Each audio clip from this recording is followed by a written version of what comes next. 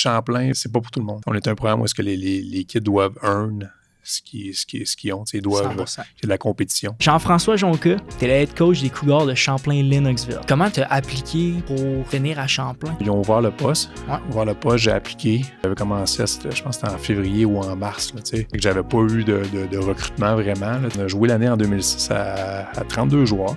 Ça a été comment? On s'est rendu en finale du Bol d'Or. Maintenant, Bol d'Or, j'aimerais que tu me racontes un peu la saison. De où vous êtes parti? C'était quoi le mindset en partant? Je vais commencer, là, je te dirais, là, à la même date l'année passée. On a un cours de musique à Champlain. Sur les 30 jeunes dans le cours de musique, il devait en avoir 20 d'équipes de foot. La prof, elle vient me voir après le cours, puis après le concert, puis c'est vraiment heureuse. Elle dit, hey, ça a été super cool cette année. Les kids ont participé, puis ils se tiennent ensemble. Mais je pense que c'est un groupe qui était très résilient.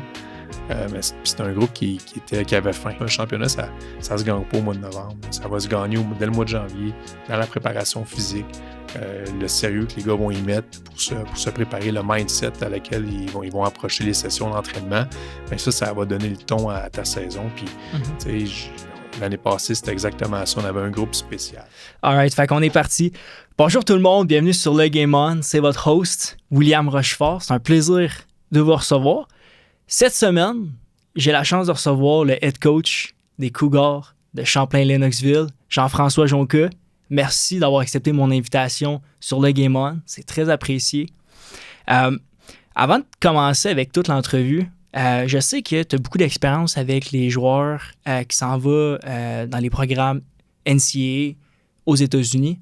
Je voulais juste avant que tu me dises, est-ce qu'il y a vraiment un avantage pour les jeunes, au lieu d'aller au cégep, d'aller dans des prep schools? C'est une bonne question, ça. Je te dirais qu'avec les années, je pense que c'est une question qui évolue. Là. Depuis une couple d'années, on voit là, un exode. Là, je le vois au cégep, là, des jeunes là, qui quittent le secondaire vers les prep américains. Je te dirais que le calibre de jeu est plus élevé au cégep. Je pense que c'est indéniable. Tu joues de par nature, là, tu vas jouer contre des jeunes, des gens plus vieux. Là. Donc, la vitesse de jeu est plus vite, tout ça. Au niveau de l'exposure, de plus en plus de joueurs de cégep vont signer ou vont avoir des offres. Là, puis on en a eu à Lennoxville, là, il y en a eu dans tous les cégeps, il y en a. Là, récemment, le Vanier en a eu quelques-uns, le CNDF, Vieux-Montréal et compagnie. Donc, je pense qu'en termes de visibilité, les jeunes se font voir au cégep à un coût pas mal plus abordable que d'aller des fois dans certains prep schools. Je pense que la clé, c'est les camps aux États-Unis l'été, au printemps, au mois de juin, au mois de juillet. Il faut que tu ailles là-bas. Puis la réalité, c'est que tu sois dans un prep aux États-Unis ou que tu sois dans un cégep au Canada, les jeunes font les mêmes camps. On amène nous à Lennoxville, on amène nos joueurs faire des camps durant l'été. Là, donc, on est en train justement d'en planifier un là, pour le mois de juin. Puis on retrouve on voit les mêmes visages, les mêmes Québécois, les Canadiens qui sont dans des preps, qui font les mêmes camps que nos jeunes. Donc, je pense qu'en termes de visibilité, ça passe par ces camps-là.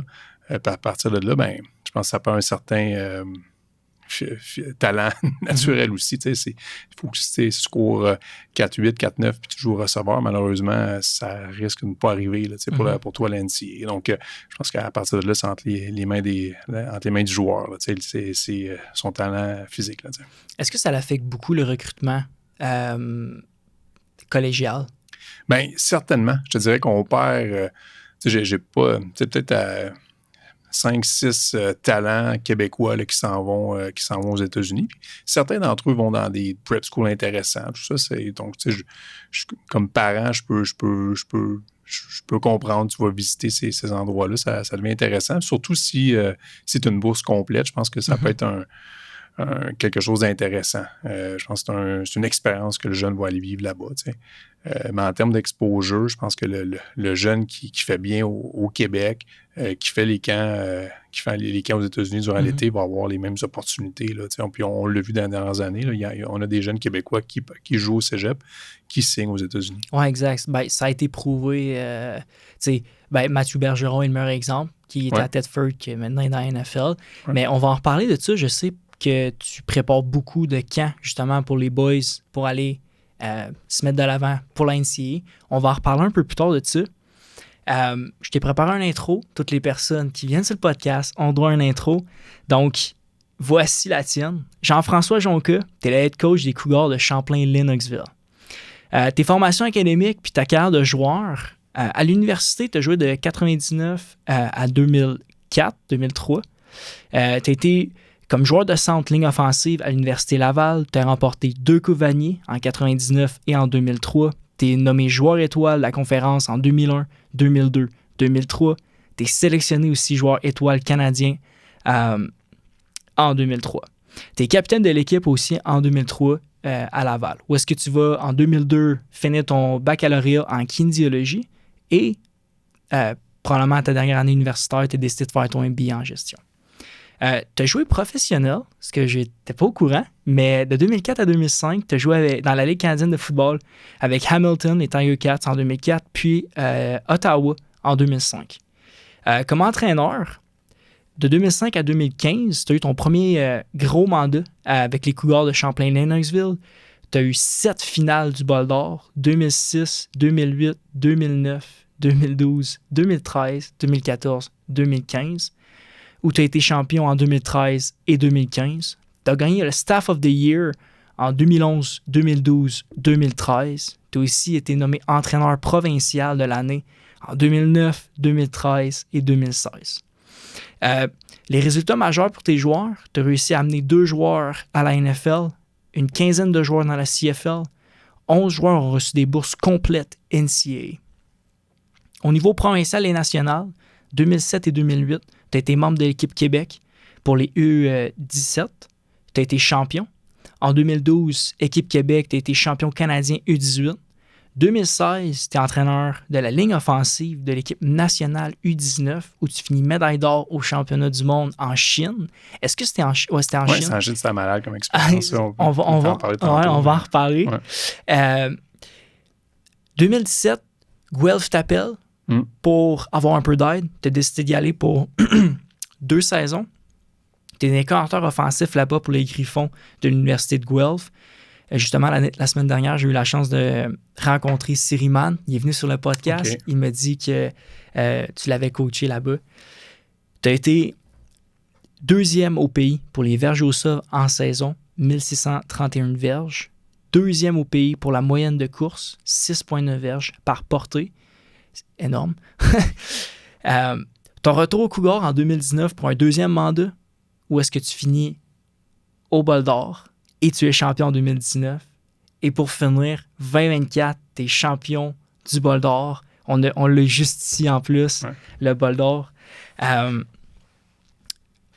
Jean-François, j'aime ça commencer avec ça. On a fait un gros tour de ton CV. Mais de où ça part le football chez toi? Quand même, 99, c'était le début universitaire, mais je suis sûr que ça date d'encore un peu plus loin. De où ça part pour toi, le football? Hey, le football, tu sais, j'ai des souvenirs. J'étais un petit cul, là, je vais avoir 8-9 ans, puis mon père m'avait acheté un ballon. Là, tu sais, j'ai 8-9 ans, je suis en arrière de chez nous, puis je me lance le ballon dans les airs. Là, tu sais, ça remonte jusqu'à là. Tu sais, puis après ça, en vieillissant, j'ai des souvenirs dans mes cours de mathématiques au secondaire, je dessinais des jeux. C'était des double reverse pass, plein de trucs comme ça. Ça, c'est mes souvenirs au secondaire. Par la suite, j'ai joué. J'ai joué au séminaire de Sherbrooke. J'étais un joueur de ligne défensive au début, transformé en joueur de ligne à l'attaque. Après ça, au Cougar du collège Champlain. Puis, j'ai eu des super de bons coachs au séminaire, entre autres, là, Jean-Benoît Jubinville. T'as eu Jubin. Ouais. JB comme coach au séminaire.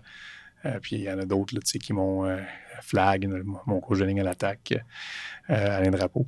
Après ça, au Cougar, j'ai eu Tony Adona aussi comme head coach. Donc lui aussi, qui a été une grosse influence pour moi. Un monsieur qui était super calme, puis un gagnant, mais vraiment dans le respect avec les joueurs. Donc ça, c'était vraiment bien. Coach McDonald, Coach Charles avec la ligne à l'attaque. Coach Charles était là à ce moment-là. Il est arrivé en 89.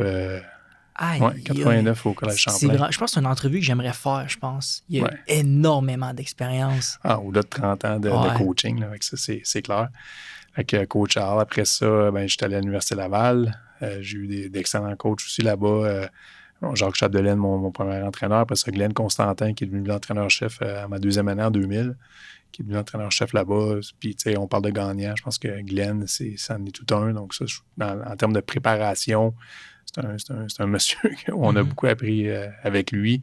Puis tout le groupe de staff de coach qui est encore à Laval aujourd'hui, Marc Fortier en défensive, Juice à l'attaque, Carl Brennan avec la ligne à l'attaque. Donc, c'est tous des coachs qui m'ont beaucoup influencé de leur façon d'aborder les matchs, la façon d'aborder l'adversité, puis tout ça. Donc, comment eux réagissaient. Donc, je pense que ça a forgé un peu le coach que je suis devenu avec les années. Là. Fait que le foot, c'est ça. Depuis que je suis kid, là, ça a commencé comme ça. Puis mon père avait joué aussi dans le temps au secondaire, au cégep à Drummondville. OK. Puis quand t'es kid, tu demandes un peu à tes parents, t'as-tu joué au hockey, t'as-tu fait ça? Puis là, j'ai joué au foot. Fait que tu te poses des questions, puis tu te vois un peu comment, je vais faire ça, je vais jouer au foot moi aussi.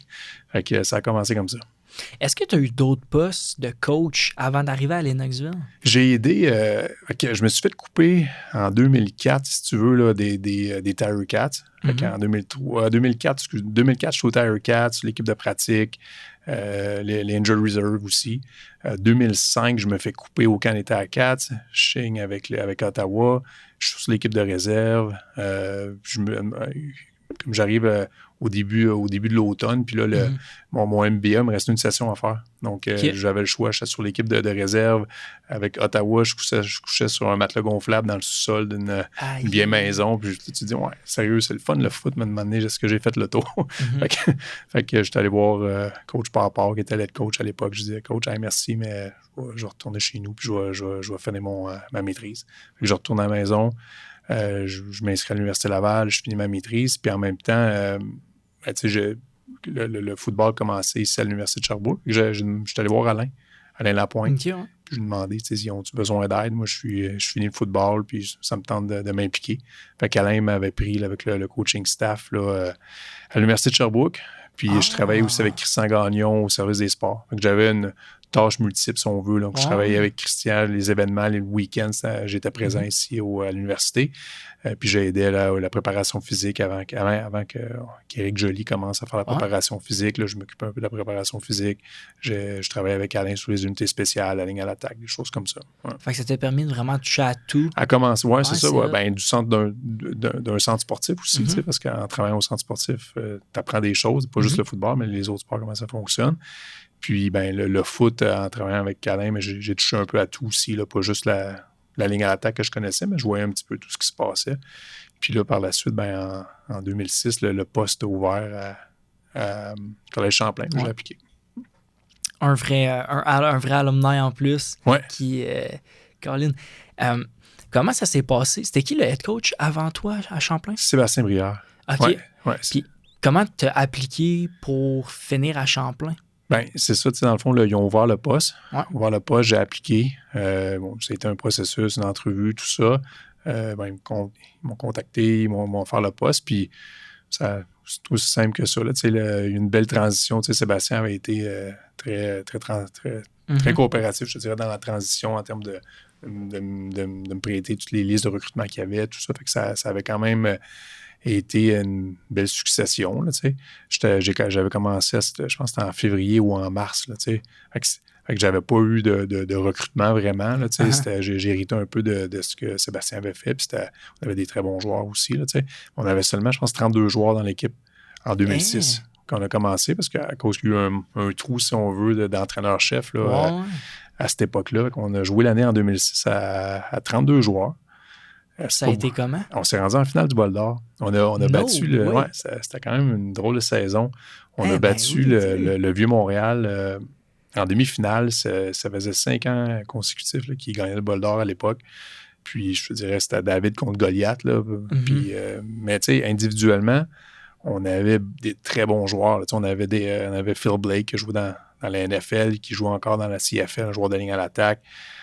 Dom Noël, on a un jeune qui est un Westerman qui a joué à Rutgers. On avait vraiment là, Yannick Sage, un gars de Sherbrooke qui était sur la ligne à l'attaque, fait Team Canada. Donc, on avait vraiment t'as pas beaucoup de joueurs, mais en termes de talent là, brut, on avait vraiment des bons kids, là, des gars qui ont joué universitaire, puis qui ont eu des super belles carrières, qui ont été hors canadiennes, tout ça. Là, fait qu'on a mis ces jeunes-là là, dans les meilleures positions pour qu'ils connaissent du succès. Les gars, il y a des gars qui jouent à Boatways à 32, tu n'as pas le choix. Puis, c'est ça, on a sorti une grosse game en demi-finale. Puis après ça, on s'est incliné là, en finale du Bol d'Or contre Vanier. Gros match à Trois-Rivières. Je me rappelle bien, je pense que c'était Brouillette, il était le carrière pour Vanier cette année-là. C'était un super athlète. Là, ouais. Aïe, aïe. OK, je m'attendais vraiment pas à ça. Est-ce que parce que j'ai parlé avec... la dernière semaine, j'ai parlé avec des nouveaux coachs universitaires, avec Max, bien sûr, mais j'ai aussi parlé avec Alexo, puis tout ça, puis même Shérif. Puis il me disait, je lui ai demandé c'était comment le processus d'entrevue. OK?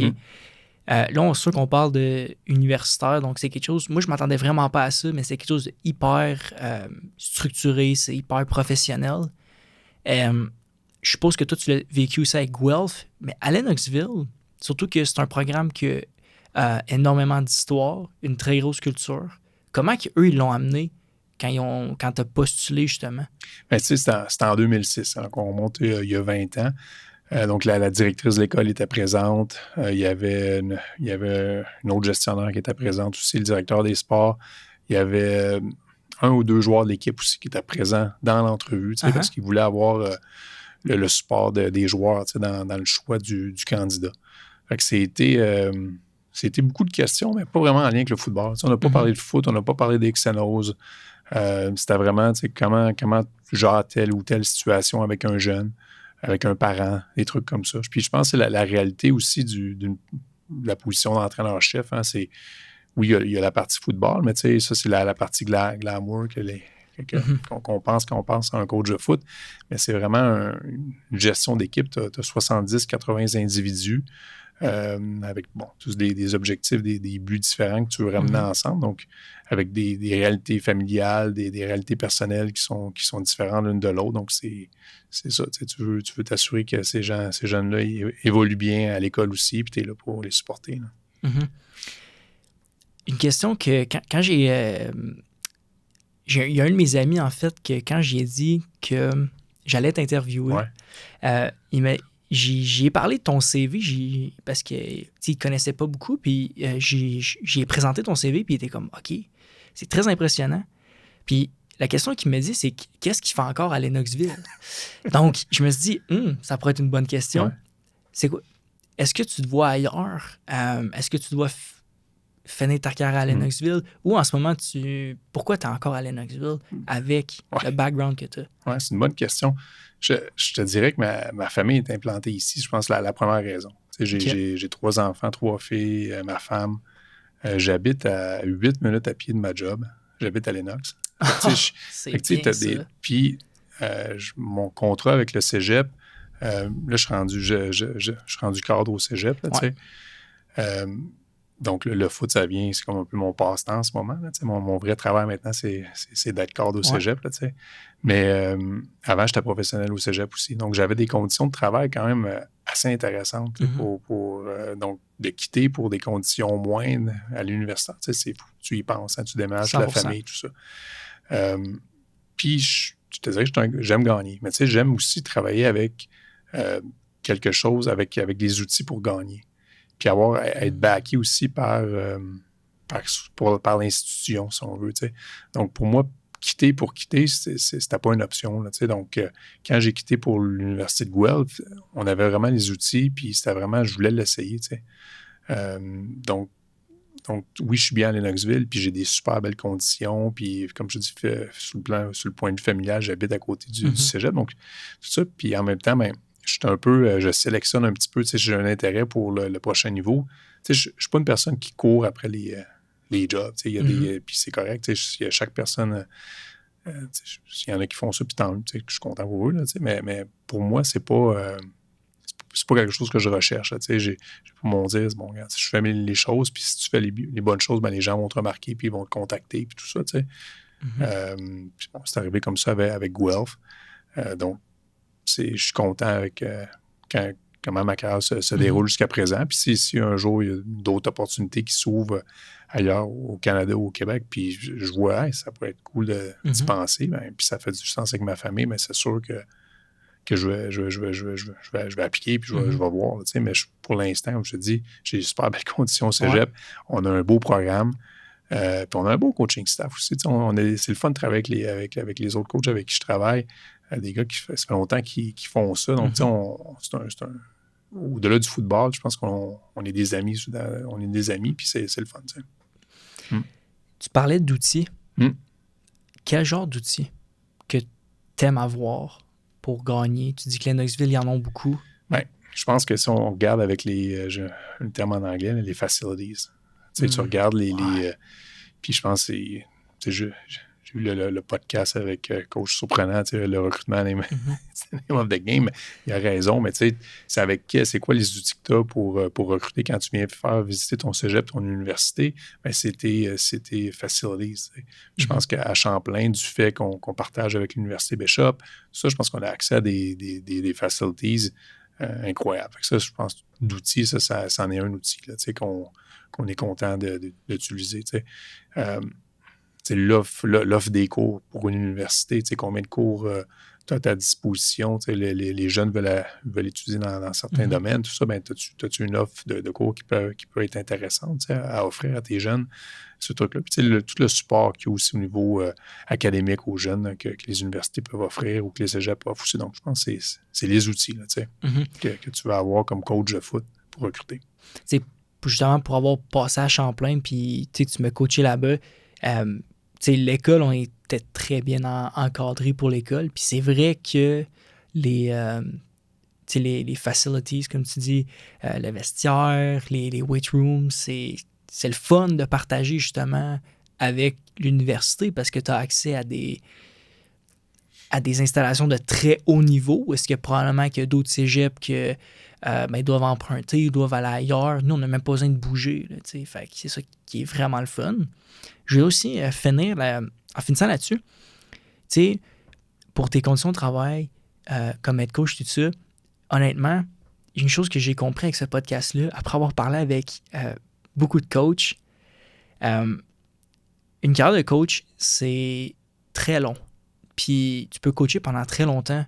Puis tu es quand même considéré comme un jeune coach, en guillemets. Je parlais justement avec André Bolduc il y a quelques semaines, puis il me disait, j'ai 52 ans, puis c'est pas à 52 ans que tu arrêtes une carrière de coach. Au contraire, c'est là que tu as les meilleures années. Donc, pour ça, je pense que tu as raison du fait de, comme, en ce moment, tu as des bons outils, tu aimes gagner. Écoute, je te souhaite juste le meilleur, là, mais OK, c'est hyper intéressant. Maintenant, Bol d'or 2024. Ouais. Je veux qu'on en parle. Je veux que tu me racontes.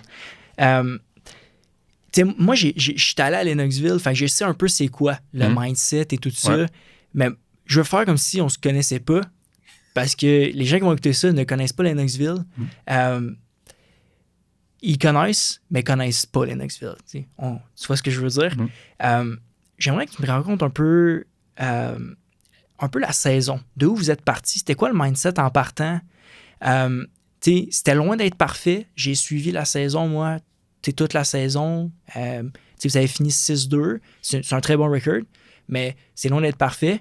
C'était quoi le mindset en début de saison? Si tu peux me walk me through. Ouais. Je vais commencer, là, je te dirais, là, à la même date l'année passée. Même date l'année passée, okay. Puis là, les gens vont dire c'est hors sujet, là, mais même date l'année passée, on a un cours aussi, on a un cours de musique à Champlain. OK, check ça. Puis sur les 30 jeunes dans le cours de musique, il devait en avoir 20 de l'équipe de foot. Et puis, je vais au concert, tu sais. Puis là, les kids chantent, puis tout ça, tu sais. Puis, tu sais, la prof, elle vient me voir après le cours, puis après le concert, puis c'est vraiment heureuse. Fait, hey, ça a été super cool cette année. Les kids ont été vraiment, puis ont participé, puis ils se tiennent ensemble, puis ils ont du fun, puis vraiment là, une belle gang de gars, tu sais. Puis, tu sais, quand tu le sais que tu as un groupe spécial, mais là, tu te le fais dire par d'autres personnes, puis pas juste des entraîneurs, là, c'est des profs à l'école, puis tout ça, tu sais, que ce groupe-là, il est spécial. On se rend, après ça, mois d'août, les jeunes vont s'entraîner durant l'été. Le mois d'août, on commence l'année. Puis on fait une orientation pour les athlètes chez nous, tous les athlètes ensemble. Puis là, on demande au capitaine de chaque équipe de dire un petit mot là, sur la saison qui s'en vient. Puis on a un de nos capitaines, Panay Raymond, qui s'en va jouer à l'Université McGill, un demi-défensif. Il commence à parler, puis honnêtement, je pense qu'il est sur le bord de pleurer tellement qu'il est émotif par rapport à la saison, puis par rapport que le seul objectif, c'était le trophée. Puis ça, en coaching, c'est pas nécessairement une super stratégie d'avoir. On est plus dans le processus habituellement, là, mais dès le début de l'année, c'était l'objectif, c'était ça. Puis les jeunes avaient mis beaucoup d'efforts dans les dernières années pour se préparer à cette saison-là. Donc là, on commence la saison. On a un jeune carrière, Royer. Justin Royer, qui est partant à son premier match collégial. Je pense qu'on part le premier match là, contre Limoilou. Quand même un bon match physique, mais on est dans le game, pas mal de la game. Et puis on l'échappe. Bon, it is what it is, une bonne équipe. Puis tout ça, mais on apprend beaucoup. Puis tout le long de la saison, on a vu une progression de cette attaque-là avec Justin. Puis comment que le jeune, peu importe ce qui se passait pour lui, s'il se faisait frapper, s'il se faisait saquer ou il lançait une interception, c'est un jeune qui avait une super force mentale pour revenir de ça. Puis défensivement, on avait un nouveau coordonnateur à l'attaque, un nouveau coordonnateur défensif, un nouveau coordonnateur à l'attaque aussi avec Vincent Boyer. Mais en défensive, c'était Eric Bolduc. Donc, il y avait des grosses chaussures à chausser là, en remplacement de Maxime Dupuis qui était allé à McGill. Puis, Eric, même chose. Puis les deux coordonnateurs, une grosse progression au courant de l'année. Comme coach, les joueurs s'améliorent, mais comme coach aussi, tu apprends de tes erreurs. Puis ça. Donc, tout le long de la saison, autant les joueurs, il y a une progression, autant que les coachs, il y a une progression au niveau de notre play calling. Puis aussi, apprendre à connaître nos joueurs. Parce que c'est une chose, de caler des jeux en fonction d'une certaine situation, mais si le jeu que tu appelles, ça ne marche pas pour ton jeune, ben, c'est un mauvais call, no matter what. Exact. fait que ça, je pense que c'est une de nos forces. On est capable de identifier le talent, mais après ça, de mettre le talent aux bonnes places, puis de le mettre en position de succès. Puis, tu sais, on veut tout le temps s'améliorer. Toute l'année, c'était ça. 1%, on veut tout le temps, chaque pratique, on identifie un truc avec ta position, puis si on règle ce problème-là cette semaine, ben, je vous le dis, là, on va être meilleur qu'on était la semaine passée. Puis c'est un peu la mentalité qui nous a habité toute l'année. Puis bon, on était pas chanceux, je te dirais. On a mérité notre succès, mais on a fini qu'on a eu un bail en fin d'année. Ouais. Donc, en ayant le bail, on se trouve à jouer une demi-finale. On a joué une demi-finale contre le Collège Grasset, qui était une super équipe, carrière à maturité. Donc, puis comme je dis souvent à mes jeunes, on a une bonne équipe, on risque de se retrouver en demi-finale dans le top 4. Puis sais-tu quoi? Ça va se finir avec un one-score game. Puis c'est ça, les demi-finales au cégep. Puis bon, comme de raison, puis on a fini, on a closé le match là, sur une interception. C'était fou. C'était une game ultra offensive là, des deux côtés. Là, il y a eu beaucoup de points qui sont marqués. Puis défensivement, on a fait le gros jeu au bon moment là, pour closer le match. Puis ensuite de ça, on arrive en finale contre CNDF à Trois-Rivières. Puis un peu le même principe, gros match offensif des deux côtés. Jerry Momo, on court la balle, ça va bien, mais Justin fait bien aussi pour distribuer le ballon. Défensivement, au quatrième quart, on s'est levé, on a créé des turnovers, puis on a été capable d'agrandir l'écart à ce moment-là puis de prendre le contrôle du match. Mais tu sais, je pense que c'est un groupe qui était très résilient, mais c'est un groupe qui avait faim, puis qui voulait s'améliorer, puis comme je te dis, puis qui se tenait en équipe. Puis tu le vois, puis un championnat, on parle souvent de ça, un championnat, ça se gagne pas au mois de novembre. Ça va se gagner dès le mois de janvier, dans la préparation physique, le sérieux que les gars vont y mettre pour se préparer, le mindset à laquelle ils vont approcher les sessions d'entraînement. Bien, ça va donner le ton à ta saison. Puis, l'année passée, c'était exactement ça. On avait un groupe spécial. On le voyait dans l'entraînement. Les gars je pense à Chris Roy, un demi-défensif dans le gym. il faut ça crie, puis tout ça. Puis les kids ont du plaisir, avaient du plaisir. C'est pas juste, t'as pas une tâche à aller s'entraîner. Même s'il fait moins 25 dehors, puis tu vas t'entraîner, puis t'as pas une tâche. Les gars le faisaient parce qu'ils aimaient ça être ensemble, ils aimaient ça passer du temps ensemble. Puis quand tu as ce genre d'individu-là dans ton équipe, puis tu as ce genre d'esprit d'équipe-là, ben là, je pense que tout est possible après ça. T'sais. Je suis 100% d'accord avec toi. Ça, c'est vrai que tu le sens, ça. C'est vrai que pour les équipes championnes, c'est vrai que s'il y a une chose qu'ils ont tous en commun, c'est vraiment c'est le côté familial, le côté de l'équipe, le team bonding est quelque chose de très, très spécial. Puis, tu sais, moi, j'ai eu la chance de jouer avec justement les vétérans qui ont gagné le Bol d'Or cette année. Puis, c'est quoi, ça m'étonne vraiment pas de ce que tu dis de ces gars-là. Comme, dès qu'ils sont arrivés à leur première année à Lennoxville, j'ai trouvé quand même mature. Puis, je les voyais qui voulaient juste être meilleurs. Puis, c'est le fun pour un programme. C'est bon aussi pour le recrutement, pour le futur. Justement, en parlant de ça, est-ce que tu es capable de remarquer, parce que tu es allé 7 fois au Bol d'Or, tu as gagné plusieurs... 9 fois. Ouais, excuse. Pardonne-moi. Non, c'est bon. 9 fois. 9 fois en 16 ans. Ça mérite d'être dit. 9 fois en 16 ans, quand même. Tu dois commencer à avoir une belle collection de bagues. J'en ai 4. Ça va être j'ai de la place encore pour d'autres. Ouais, exact.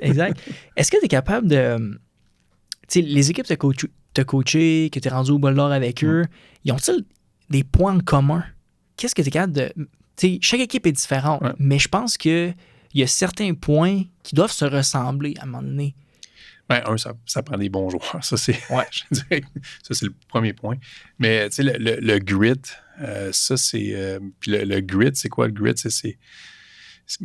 Pour moi, le grit, c'est la physicalité avec laquelle tu vas jouer quand tu approches le match. Ça, c'est une chose. La façon que tu vas aborder l'adversité. Tu sais, Champlain, c'est pas pour tout le monde. C'est pas tout le monde qui peut venir jouer au Collège Champlain. C'est pas... on est un programme où est-ce que les kids doivent earn ce qu'ils ont. Ils doivent... Il y a de la compétition. C'est le meilleur joueur qui joue. Là, c'est pas une affaire de première année, deuxième année ou troisième année. Là, mais il y a de la bonne compétition, il y a des bons joueurs. Fait que déjà là, un jeune qui s'attend à se faire offrir ou donner des trucs, ça ne marchera pas chez nous. Là. Fait que, déjà là, tu élimines un peu une classe de joueurs. Fait que ça va être des jeunes qui veulent compétitionner.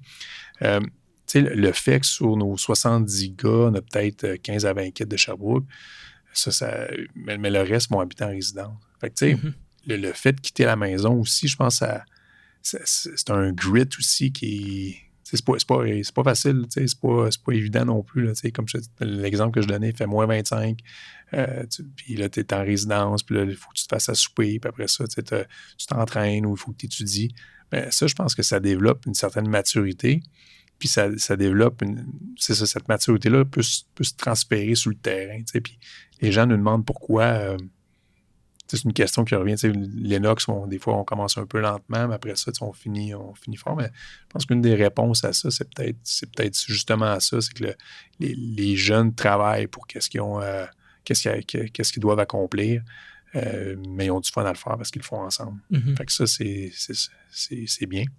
Puis, j'ai comme eu un flash, tu me parlais, je te parlais, on a une 15-20 kids de la région, puis tu regardes les derniers Bols d'Or qu'on a gagnés, le premier que j'ai gagné moi en 2013, puis avec ça, il y a un lien à faire avec le football à Sherbrooke, parce que c'est les années où est-ce que le Triolet a commencé à avoir du football scolaire. Pour vrai? Je savais. Puis 2013, c'est les années où Tommy Duperron, Kevin McGee, pour les plus vieux, vont se rappeler de ces noms-là. Puis c'est des jeunes qui venaient justement du programme de foot du Triolet. Puis depuis que le trio a recommencé à faire du football, ben, on a une certaine stabilité dans notre équipe en termes de roster. Donc, on a peut-être 15 à 20 jeunes qui proviennent de Sherbrooke, puis majoritairement du Triolet. Là. Comme en ce moment, dans l'équipe, parce qu'on a 2 jeunes des Barons du séminaire, puis un kid de Dufort là, qui rentre avec nous autres. Nice! Ouais, il est un jeune O-line, il fait très bien. Mais tout ça pour dire qu'on a un core de 15-20 kids locaux, mais les 50 autres jeunes, on doit les recruter de l'extérieur.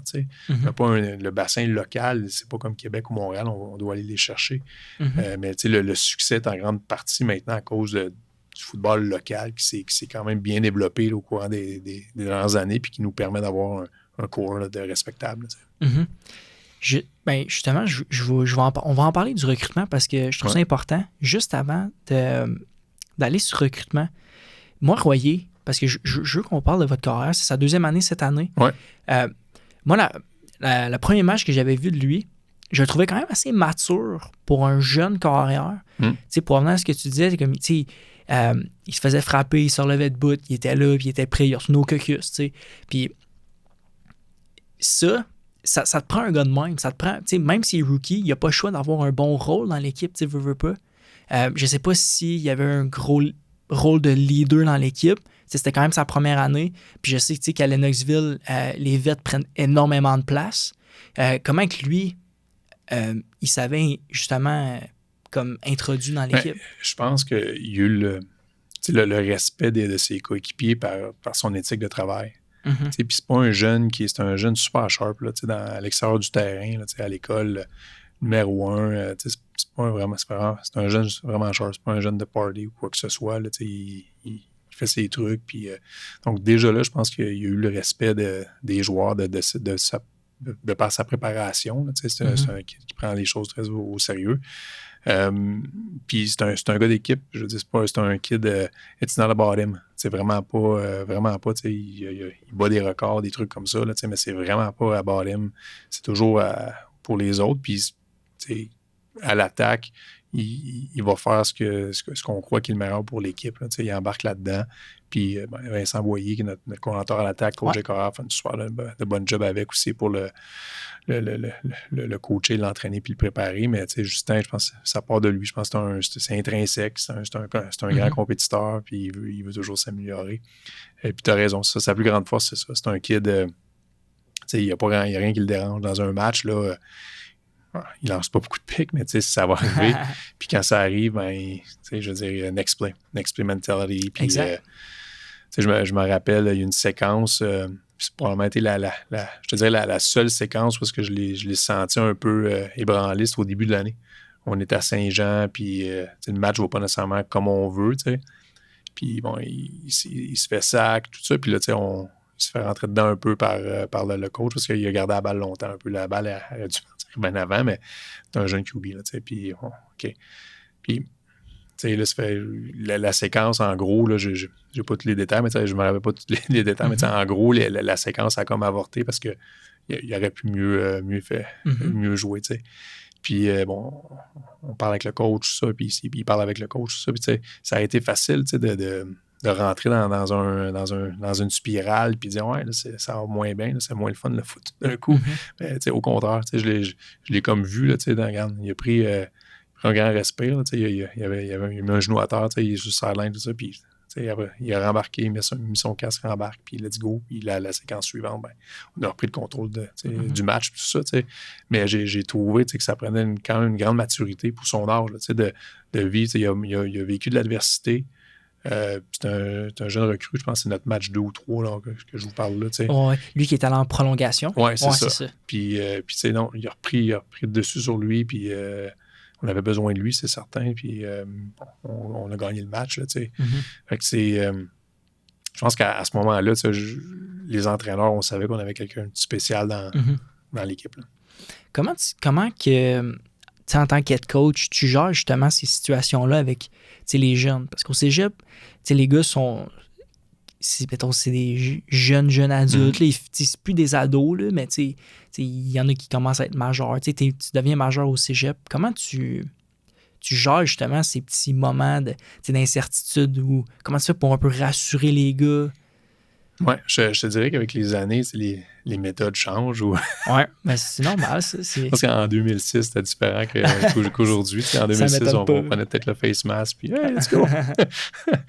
Mais, tu sais, les jeunes, il ne faut pas qu'ils oublient s'ils sont là, c'est qu'il y a une raison pourquoi tu les mets sur le terrain. Ouais. Puis à quelque part, ils sont bons. Puis ils sont bons, on leur fait confiance. Puis des erreurs, on en fait tout. Puis ça, quand on fait les debriefings après les matchs, là, ou les lundis, je parle, les coachs, on va en faire des erreurs dans un match. Là, puis on est transparent là, quand il y a un mauvais call, là, puis on regarde le film, on dit, regarde ça là-dessus, on vous a pas mis dans une situation gagnante, c'est de notre faute. Puis on assume. Là, puis quand un joueur fait une erreur, Jim puis Joe, Jim va. Des fois, tu gagnes des batailles, des fois, tu vas en perdre. Après ça, je pense que c'est de rassurer le kid. Puis, regarde, prochaine série, tu rembarques. Puis, puis c'est peut-être c'est de rattacher ça à un point technique. Au lieu de parler de seulement l'erreur, je pense l'erreur du punt returner qui échappe le ballon, ben oui, il l'a échappé, ou le receveur qui échappe la passe, ben oui, il l'a échappé, tout le stade l'a vu qu'il l'a échappé, mais peut-être de ramener ça à un point technique, pourquoi il l'a échappé, puis tu peux parler de ses yeux, ses mains, peu importe, là, mais quand tu ramènes ça à un point technique, ben là, tu lui donnes au moins une piste de solution pour le jeune, puis ça le ramène un peu dans sa séquence là, d'avant le jeu, parce qu'avant chaque jeu, le jeune, ils ont toute une séquence. C'est quoi ma job? C'est quoi mon alignement? C'est quoi ma job? Ben, dans ma job, j'ai une séquence à penser, mes pieds, mes mains, tout ça, mes yeux. Ben, tu veux le ramener là-dedans. Tu veux le ramener dans quelque chose qu'il peut contrôler. Puis, quand le jeune est capable de se ramener à ça, ben, habituellement, tu peux le ramener dans le match, puis ça va bien. Est-ce que c'est une façon un peu que tu apprends les joueurs à gérer l'adversité? C'est un peu comme ça que tu l'amènes aussi. Oui, puis je pense qu'il faut rester calme comme coach. Puis c'est certain là, que des fois, il y a des situations où est-ce qu'on... L'émotion, mais il faut être en contrôle de nos émotions parce que si nous, on panique, les joueurs vont paniquer. Puis puis ça, ce que je te dis là, c'est coaching 101. Là, mais même, je me rappelle dans le temps, c'était... quand j'étais allé, je visitais Champlain. Puis avec Tony qui me faisait visiter. Là, quand tu allais jouer? Oui, quand j'allais jouer. Puis, puis Champlain avait gagné le bol d'or contre Vanier en prolongation. C'était un match l'hiver à Saint-Léonard, tout ça. Puis c'était filmé dans ce temps-là à RDS. Puis j'avais regardé le match, tout ça avec mes parents. Puis c'est ça. Puis mon père, quand on visitait avec Tony, il me disait à Tony, hey, on a regardé le match, puis c'était le fun, vous étiez calme, vous étiez en contrôle, puis tout ça. Puis Tony avait répondu à mon père justement ça. Il avait dit, si nous on panique, les joueurs vont paniquer aussi. Là, fait que ça, c'est bête, là, mais ça m'a toujours un peu resté comme mindset quand on est sur les lignes de côté. Là, si nous on perd le contrôle, c'est certain que les jeunes vont perdre le contrôle. Des fois, il faut que tu joues un petit peu à la cheerleaders. Là, il faut que tu montes un peu d'intensité parce que quand tu sens que le niveau commence à baisser ou un peu, ou momentum, ou des trucs comme ça, ben là, c'est sûr que des fois, il faut que tu craques tu repousses un peu limite, mais ça, c'est une sensation de sideline, tu le sais, là, quand c'est ça baisse un peu l'intensité, mais là, c'est parce que là, si on ne fait pas rien là, on ne réglera pas le problème, puis ça va juste s'empirer. Là. Ça, c'est sûr. Ça, c'est des sensations que comme coach, tu t'en rends compte. Là, mais c'est ça, il faut rester en contrôle. C'est vrai, en disant ça, tu m'as fait justement comme un peu repenser à mes années à Lennox. Puis c'est vrai que c'était calme sur le sideline. Je parle, c'est très intense, un match à Lennoxville, quand tu es sur le banc, il y a tout le temps quelque chose qui se passe, ça crie, tous les gars sont intenses. Mais il n'y a personne qui est en mode panique parce qu'on est, on est tout le temps dans une game, là. On est tout le temps dans un match. Fait que tu peux pas paniquer si t'es out of the game, si t'es dans la game. Mais c'est vraiment bon. Je pense que c'est un conseil que je pense que les coachs devraient prendre, surtout les jeunes coachs. Le recrutement maintenant. Ouais. Je sais que le recrutement universitaire, collégial, c'est deux choses complètement différentes. De un, parce que les gars, il y a la maturité des gars. Comment on peut bien recruter au cégep? Chez nous, je vais te parler de nous, qu'est-ce qu'on fait. Puis au cégep, on recrute des jeunes. On recrute des jeunes de 16-17 ans. Pour des choses, il faut inclure les parents. Fait que ça, c'est parce que c'est une décision que, oui, le jeune va prendre une décision. Là, c'est certain qu'il veut être dans un environnement qui se sent confiance puis tout ça. Mais tu n'as pas le choix de parler aux parents et d'inclure les parents dans le recrutement parce que, ultimement, ben, c'est eux qui payent c'est des coûts à débourser, là, c'est sûr. Puis on parle de jeunes là, de 16-17 ans. Pour nous autres, un peu la séquence là, comme telle, bon, il y a l'évaluation de talent, ça c'est sûr. Puis maintenant, il y a des règles de recrutement là, en termes de contact. Là, tu ne peux plus parler à des jeunes de secondaire 4. Durant la saison, tu as ce qu'on appelle des moments où est-ce que des blackouts, où est-ce que tu ne peux pas parler à des jeunes. Fait que c'est correct. Ça, je pense que ça limite un peu là, la façon dont le recrutement se fait. Mais par contre, tu peux aller voir des matchs, tu peux regarder des matchs en ligne, des trucs comme ça. Fait que ça, je pense que la première des choses, c'est que ça te prend une équipe pour bien évaluer le talent puis bien sortir le talent. Là. Fait que ça, je pense que c'est de quoi qu'avec les années, on s'est développé un réseau puis de coach ou d'anciens joueurs qui sont toujours prêts là, à nous aider là-dedans pour évaluer le talent. Fait que ça, on a une banque de jeunes avec laquelle on part. Puis là, ben, il y a une évaluation par les coachs de position. Donc, toi, tu coaches les porteurs de ballon, ben, on va te demander d'évaluer les 50, 60 kits qu'on a sur notre board ou qu'on s'est fait recommander, si on veut. Puis, bon, ben, c'est quoi ton évaluation de ces jeunes-là? On leur donne une cote, si on veut. Là, puis on les contacte. Quand le recrutement peut débuter là, à la fin, là, au mois de novembre, on les contacte. Les jeunes viennent faire des visites. Pour nous, c'est important qu'ils viennent visiter avec leurs parents parce que, comme je te dis, bon, on a beaucoup de jeunes qui viennent de l'extérieur, donc ça implique des coûts. Fait que viens voir ça, viens voir les installations. On fait une visite là, justement avec les parents et les jeunes. Puis un programme de foot, bon, tu as l'aspect football, mais tu as tout l'aspect aussi du cégep que tu dois parler, puis tous les services aux étudiants que tu dois faire la promotion pour expliquer aux jeunes que oui, tu viens jouer au foot chez nous, mais il y a tout le service pédagogique qui est disponible quand tu décides de venir étudier, exemple, au Collège Champlain. Là, on a des tuteurs, des trucs comme ça. Bon, il faut en parler, il faut expliquer un peu comment ça fonctionne. Fait que, le recrutement, je te dirais que ça a évolué beaucoup. Aujourd'hui, les jeunes prennent leurs décisions pour la majorité là, en décembre, puis là, après ça, je te dirais ceux qui n'ont pas encore pris de décision vont décider en janvier. Quand j'ai commencé en 2006, les jeunes prenaient leurs décisions au mois de mai. Fait que là, à ce temps-ci, là, je serais encore sur le téléphone en train de convaincre des kids de venir jouer chez nous. Puis je me rappelle, je pense que c'est Guillaume Bourassa, un porteur de ballon qui a joué à l'Université Laval, puis il coach en ce moment Guillaume à Concordia. Il fait une super bonne job. Mais Guillaume, dans le temps, je pense que j'étais fin mai, début juin, puis j'étais allé chez lui le recruter. C'est vrai. S'il n'avait pas encore pris sa décision, tout ça. Là, fait que j'avais un aller-retour. J'étais allé à Latuc. Il habitait à Latuc. J'avais parti de Sherbrooke. J'avais conduit jusqu'à Latuc. J'étais allé le rencontrer.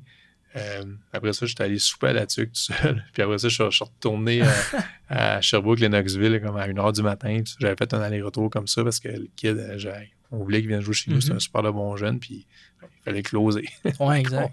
Et takes what it takes. Puis tout ça. Fait que, mais ça, tu vois plus ça aujourd'hui. Là, je veux dire, en réalité, c'est bon, avec les règles de recrutement, c'est beaucoup plus encadré que c'était. Puis, comme je te dis, là, c'est vraiment condensé. Là, en décembre, janvier, c'est là que les jeunes visitent puis prennent des décisions. Il y a du positif puis du négatif à ça, ça devient vraiment condensé pour les jeunes, fait que ça devient peut-être pesant un peu pour les jeunes de secondaire 5 de vivre ce recrutement-là, mais en même temps, c'est fait. Puis, pour les 11 autres mois de l'année, ben, ils ne seront pas recrutés puis ils ne seront pas achalés. Puis les coachs de foot, ben, les 11 autres mois de l'année, on peut coacher. On peut s'occuper de nos jeunes.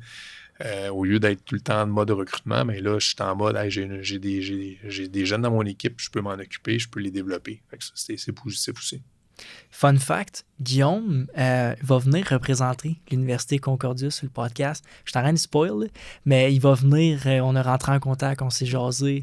Je sais que type, il va y avoir des bonnes histoires, je suis convaincu. Je suis ça aussi. Quand il m'a écrit un petit message, il me dit en plus, je suis un Cougar alumni. Ouais. J'étais comme, OK, ça part bien. Ouais. À quel point l'attitude est importante chez les jeunes que tu recrutes? Je veux te donner un exemple. Ouais.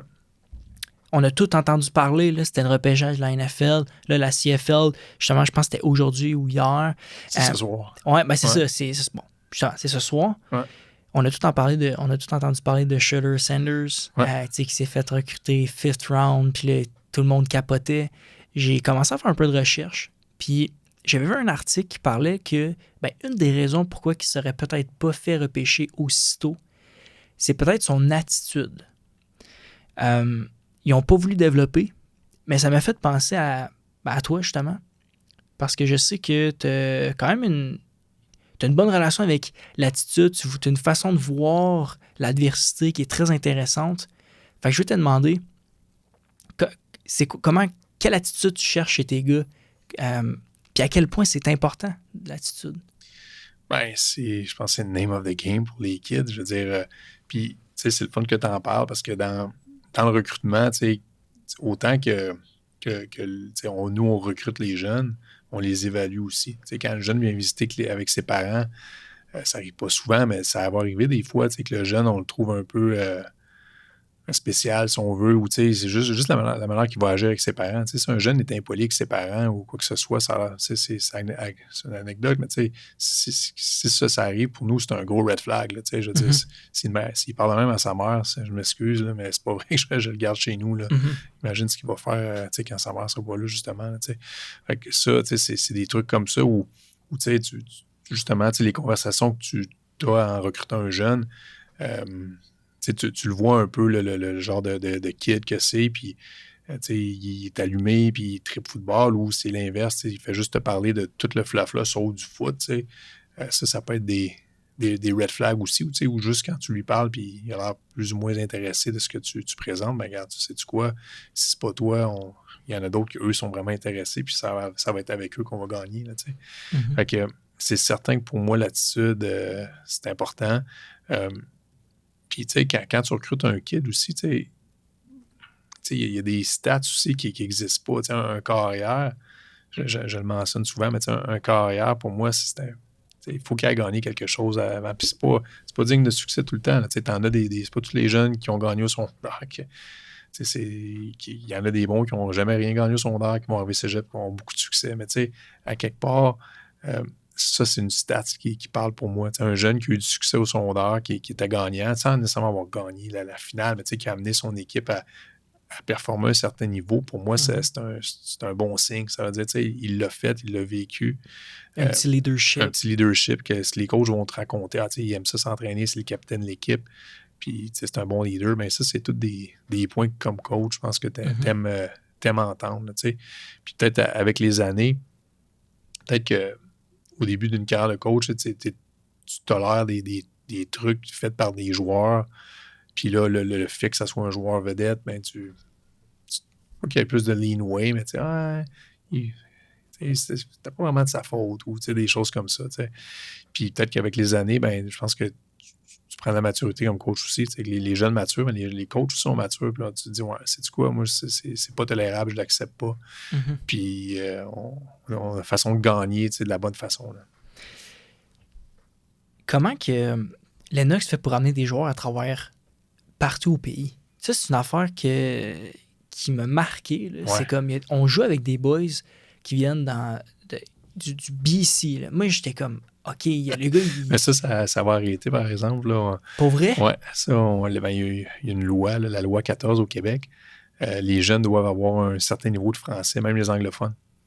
Fait que les jeunes de l'extérieur, je te dirais, depuis, ça fait 3 ans maintenant qu'on vit avec ça là, au cégep. Depuis 3 ans, on a des jeunes de l'extérieur encore, mais il faut qu'il y ait une base de français. Il faut que ça soit des franco-ontariens ou quoi que ce soit, là, du Nouveau-Brunswick, ou peu importe, il y en a partout des francophones. Puis, ou que ça soit des jeunes qui ont fait de l'immersion française. Donc, exemple, en Ontario, il y a des écoles secondaires françaises, francophones, qui offrent du foot. Ben, ces jeunes-là, c'est des jeunes qu'on peut targeter. Mais je te dirais que le foot au Québec, honnêtement, on est rendu ailleurs. Là, c'est vraiment le calibre de jeu a augmenté. Puis des jeunes, il y en a. Là, fait que pour nous, je te dis pas qu'on ne recrute jamais à l'extérieur, mais on ne va plus à l'extérieur. C'est plus l'inverse. C'est un jeune de l'extérieur, tu sais, qui va nous contacter parce que, bon, ils connaissent la renommée du programme. Puis là, ben, après ça, nous, on fait les vérifications. Est-ce qu'ils ont les cours nécessaires pour être admis, puis tout ça, tu sais.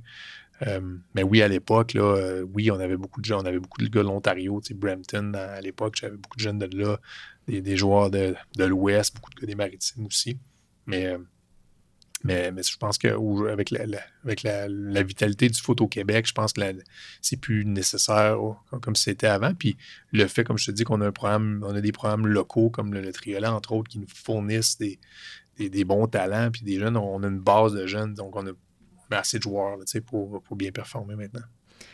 Comment le football a évolué au Québec? Tu disais le football a beaucoup évolué au Québec. Ben, au niveau du coaching, au niveau de la préparation physique. Les jeunes maintenant, je pense que si tu joues au foot, tu es rendu en secondaire 3, 4, 5, même en secondaire 1, mais tu es rendu en secondaire 3, 4, 5, c'est clair que tu t'entraînes à l'année. Là, je veux dire, ou tu fais au moins un autre sport. Tu vas jouer au basket, tu vas faire du track, tu vas toucher un peu à tout. Je pense qu'en 2006, les jeunes faisaient plus qu'un sport, mais en termes d'entraînement, c'était pas toutes les équipes secondaires, par exemple, qui avaient une structure où les jeunes s'entraînaient durant l'hiver. Il y en avait qui le faisaient, puis tu vois que c'était les mêmes équipes qui revenaient année après année au Bol d'Or. Puis là, je pense que de plus en plus, les écoles secondaires ont mis ça sur pied, puis les jeunes s'entraînent à l'année. Puis bon, quand ils arrivent au niveau collégial, les jeunes sont prêts physiquement pas mal mieux qu'ils étaient à l'époque. Là. Ça fait que ça, c'est une chose. Le niveau de coaching, je pense que il y a de plus en plus d'anciens joueurs universitaires qui veulent s'impliquer dans le coaching. Donc, bon, les niveaux augmentent, puis ça paraît maintenant là, quand les jeunes arrivent chez nous, sont plus prêts qu'ils l'étaient avant. Là. La majorité des programmes secondaires sont aujourd'hui quasiment... Ils ont tout accès à du weight room, à des salles de sport où c'est du sport-études, carrément. C'est ça. Fait que, je comprends ce que tu veux dire sur l'évolution. Ça fait extrêmement de sens. Puis c'est vrai que les gars arrivent plus près physiquement. Dans le temps, c'est sûr que les gars qui arrivaient avec un vet, moi, je me rappelle quand j'étais jeune, en fait, je trouvais que la différence entre le gars de troisième année et le rookie était quand même énorme. J'avais une dizaine d'années, j'avais 10 ans, 12 ans quand j'allais voir Lennox. Là.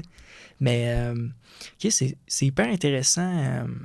Je te dirais que cette différence-là est de moins en moins palpable. Et là encore, là, je veux dire, tu as un gars, je pense qu'en 19 puis 16 ou 17 ans, physiquement, là, il y a une bonne différence aussi, mais de moins en moins palpable. À l'époque, un gars de troisième année contre surtout sur les lignes, là, un gars de troisième année contre un première année dans tes camps de printemps, c'était presque dangereux. Là, c'était comme, tu fais attention.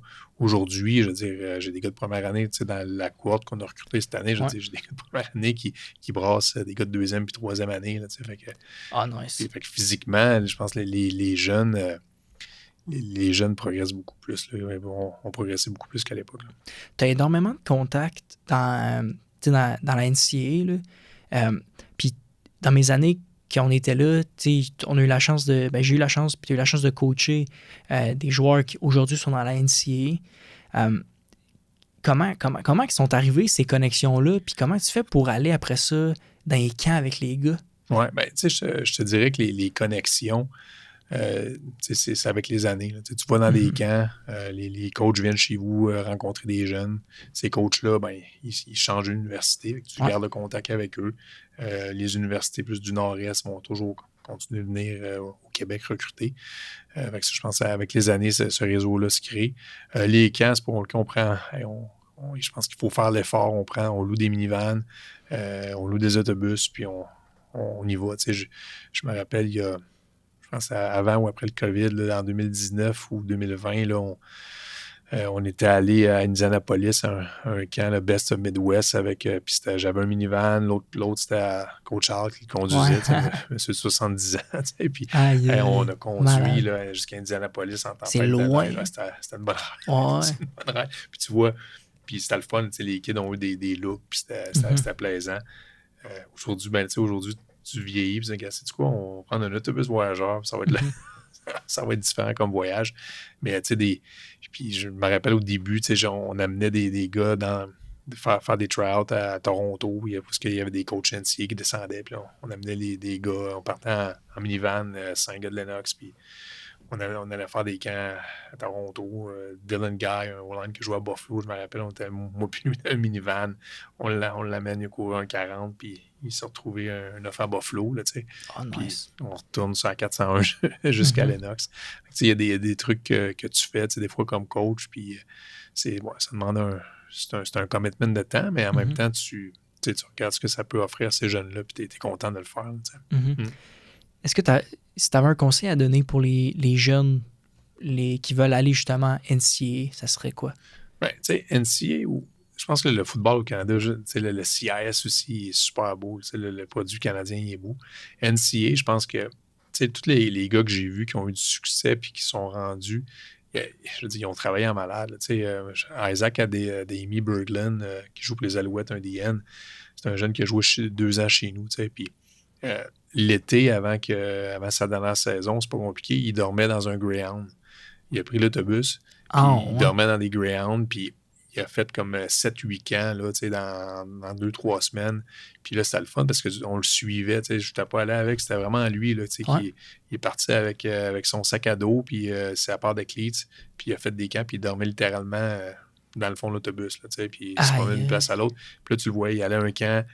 Puis là, il y a tout le temps, sur Rivals ou ces sites-là, il y avait tout le temps le joueur du camp, puis tout ça, ou le gars inconnu qui fait de quoi. Puis là, il a commencé à sortir du lot, puis le meilleur D-line, puis les photos sortaient, puis là, il a commencé à être ranké, puis là, finalement, il a eu son offre.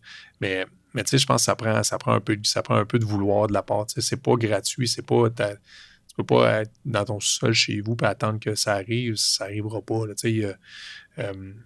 Nolan La Tulipe qui est à Cincinnati aujourd'hui, Ouais. un O-line. Nolan, même chose, l'été avant sa dernière année, même truc. Puis il est chanceux, je pense que ses parents ils sont vraiment là-dedans, puis ils sont vraiment investis eux autres aussi. Donc, ils sont partis, puis ils ont fait plein de camps avec lui durant l'été. Je pense qu'il n'y a pas de secret. Là, les coachs, chez nous, on en fait 2, 3 camps avec les kids durant l'été, puis c'est bon, mais je pense qu'après ça, il y a une certaine partie que ça va venir du jeune, puis que c'est lui qu'il va falloir qui couche dans le ground une soir ou deux pour être capable d'aller faire les camps perdus dans le Médès américain, puis de se faire voir, parce que c'est comme ça que ça fonctionne. Il n'y a pas de secret. Là. Mm-hmm. J'aimerais finir la partie du recrutement. Ben, ça n'a pas vraiment rapport avec le recrutement, mais ça peut se rapport avec toi. Mm. C'est qui la personne qui t'a le plus inspiré pour coacher, amener les gars au prochain niveau, vouloir inspirer les jeunes? C'est une bonne question. Je te dirais, je l'ai mentionné j'ai mentionné des coachs au début qui ont eu une influence sur moi, puis je pense que c'est peut-être pas une personne, mais je pense que je suis le résultat de plein de coachs. Ouais. Puis j'essaie de prendre un peu des petits bouts de chacun. Tony Adona, qui était l'ancien coach, qui était coach en chef à Champlain, qui a gagné la Coupe Vanier avec les Carabins et tout ça. Puis Tony, c'était une personne super calme, tout le temps positive. Il n'y avait jamais on trouvait juste des solutions, puis toujours positif, puis calme. Fait que pour moi, ça, c'est de quoi que des fois, si je sens que mes émotions prennent le dessus, je me ramène vers qu'est-ce que Tony ferait. Ça, c'est une chose. Après ça, à l'université, c'était Jacques Chapdelaine, c'est un gars super préparé, super demandant envers ses joueurs. Puis Glenn Constantin, tu parles de préparation. Glenn nous disait toujours, s'il y a une chose, par exemple, je vais être le coach le mieux préparé. On va être l'équipe la mieux préparée. On n'a peut-être pas les meilleurs joueurs. On avait des bons joueurs à l'époque.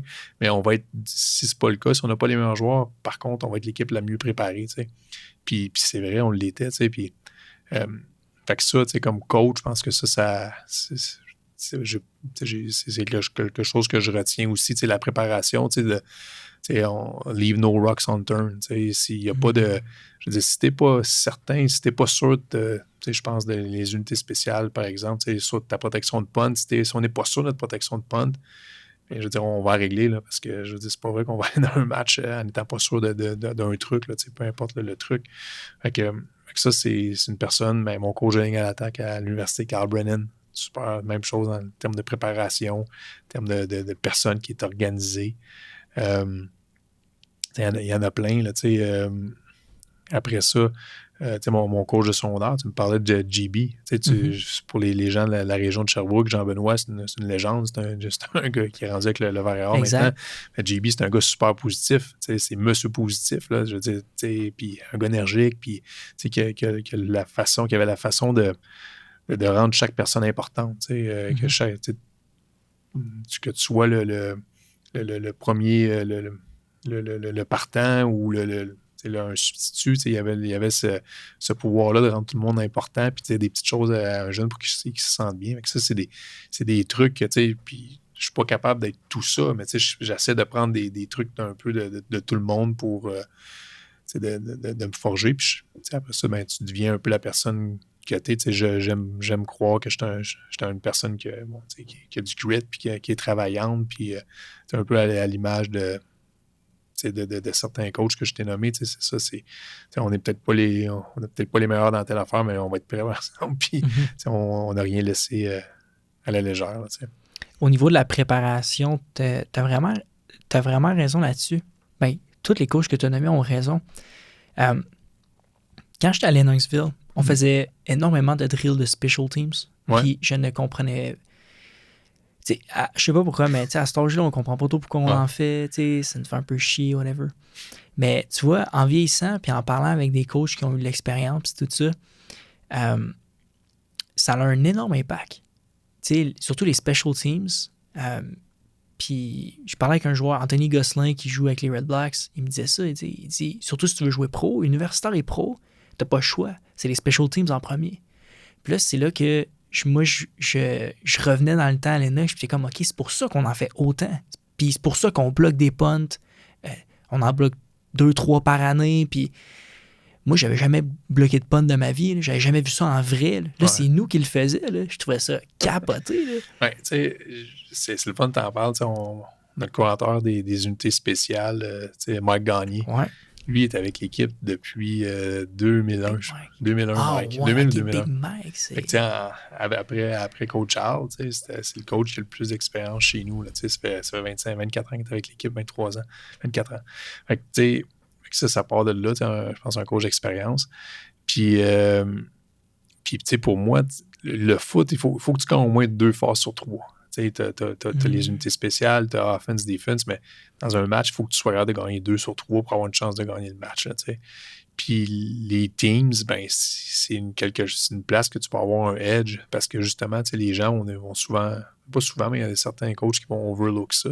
Puis tu le vois dans notre ligue, les bonnes équipes, c'est les équipes que sur les teams, habituellement, sont sharp. Puis c'est difficile de débloquer ou c'est difficile de.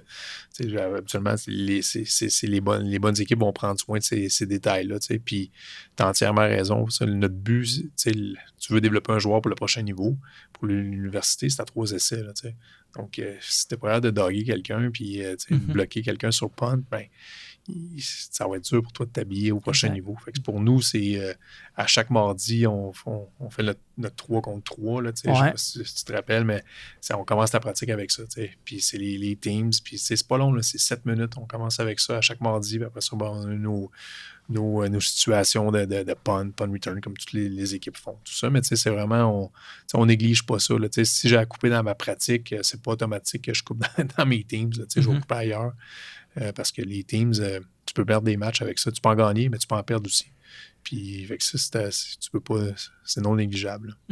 2019, au Bol d'Or, un gros block punt. Gros, mais ça a donné le ton au match. Exact. Parce qu'on a scoré là-dessus, justement, block punt. Puis on l'avait préparé toute la semaine, on le savait. On avait vu leur protection, on avait vu une faiblesse. Coach Gagné a fait une super bonne job. On les prépare, puis on se prépare, on l'avait dit toute la semaine, ça va arriver, on s'aligne comme de raison, puis on bloque le punt touché, puis ça donne après ça, ben là, ça crée un momentum, ça te donne confiance, puis c'est hot, puis tu finis avec une ring à la fin, c'est le fun. Je voulais qu'on prenne le temps, parce que tu es plus côté offensif, Jonca, je voulais qu'on prenne le temps de comment construire une offensive, OK? Je sais que tu es allé à Guelph pendant 2 saisons, tu as été capable d'avoir du succès avec eux, quand même 2e au pays dans 2 statistiques assez importantes. j'aimerais que tu nous... En fait, qu'est-ce que Guelph voulait en venant te chercher? On va commencer par ça. Ben, je pense que au-delà du football, je pense que c'était les connexions pour le recrutement. On voulait créer un peu... c'était des grosses années de Western.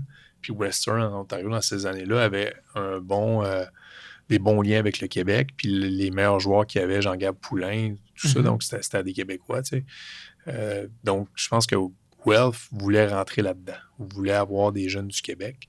Puis je pense que c'était la première, au-delà de mes capacités de coach, là, je ne me ferai pas des accroires, là, c'était pour le recrutement. Puis on avait eu quand même du succès. Là, on avait une douzaine de Québécois là, qui s'étaient joints à Guelph là, dans les années suivantes. Donc je pense qu'on a cette mission accomplie.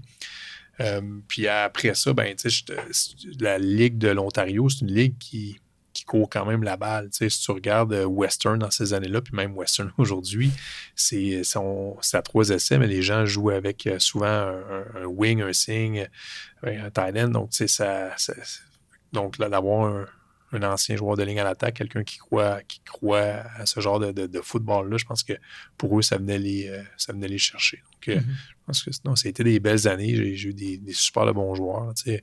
Augustin qui est porteur de ballon encore, je pense, dans la CFL avec les Rough Riders. Donc, on a des bons joueurs de ligne à l'attaque, des bons porteurs, un bon carrière, bons receveurs. Donc, c'était des belles années. Là, on s'est incliné là, en finale. La Coupe de l'Ontario contre Western, justement, qui avait gagné la Coupe Vanier cette année-là en 2018.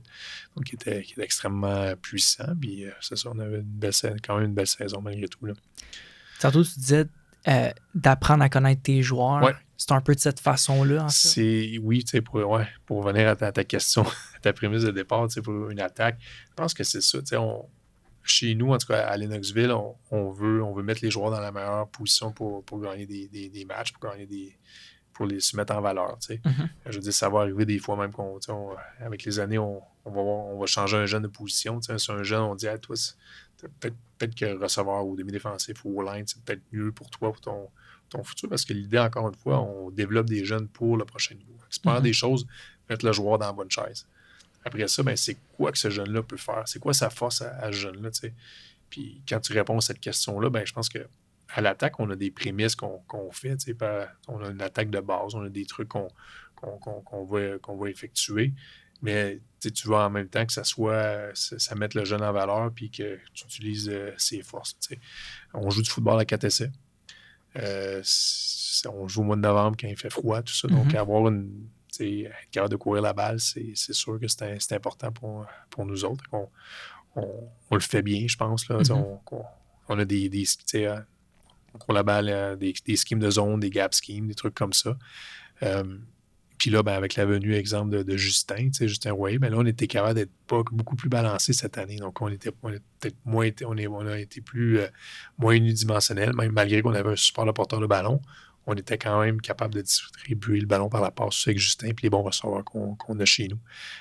Chose qu'on a été capable de faire aussi en 2015, de 2013-2015, dans le temps avec Michael Arruda, 2017, avec Michael, les années des fois, avec Michael Arruda comme carrière, on était très balancé aussi.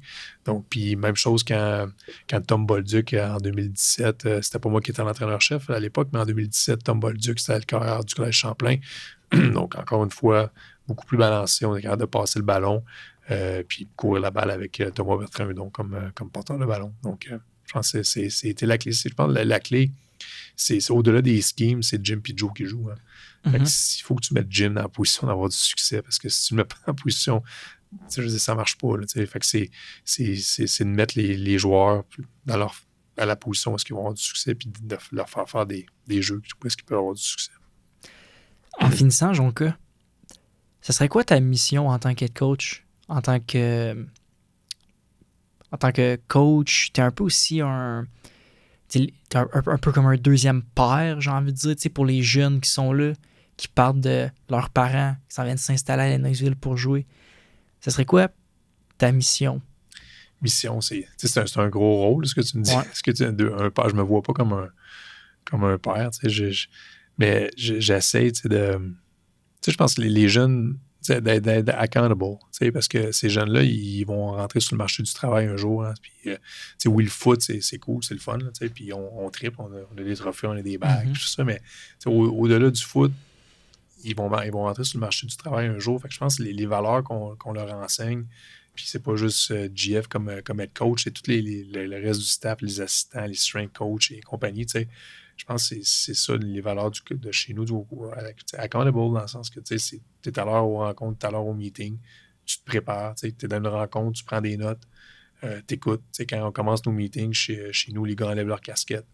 Je pense que c'est des trucs parce qu'on les prépare pour l'après-football. Fait que pour moi, la mission, si on veut, c'est de leur donner des outils où est-ce que quand dans 5 ou 6 ans, peut-être que sur le coup, on leur fait faire des choses ou ils font des choses qui sont OK, right, coach, mais c'est correct, je le fais parce que tout le monde le fait, mais ils ne voient pas nécessairement la nécessité ou le pourquoi.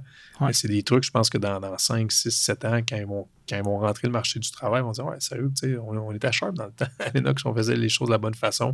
Puis comme coach, t'espères qu'ils apprennent de ça, puis tu leur donnes des façons de travailler pour quand ils vont rentrer à l'université, justement, ou sur le marché du travail. Mm-hmm. Je peux témoigner de ça.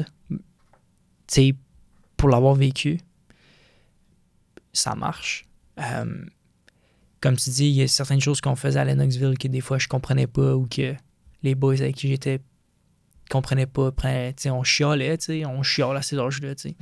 Mais aujourd'hui, avec un peu de recul, je suis capable de comprendre puis de voir en fait que j'ai été énormément chanceux d'aller dans ce programme-là pour les gens que j'ai rencontrés, mais aussi les valeurs. Ça m'a permis vraiment de forger la personne que je suis aujourd'hui. Tantôt, on en parlait de ça, là, mais j'ai énormément de gratitude pour ça. Je voulais quand même prendre le temps de te remercier pour ça, mais aussi d'avoir aussi accepté mon invitation sur le podcast, JF. C'est très apprécié d'être venu partager tes expériences, le bol d'or. Je suis sûr que les gars qui vont écouter ça, ils vont apprendre beaucoup pour la prochaine génération des joueurs de football. Merci, Jonka. Merci à toi. Ça fait plaisir.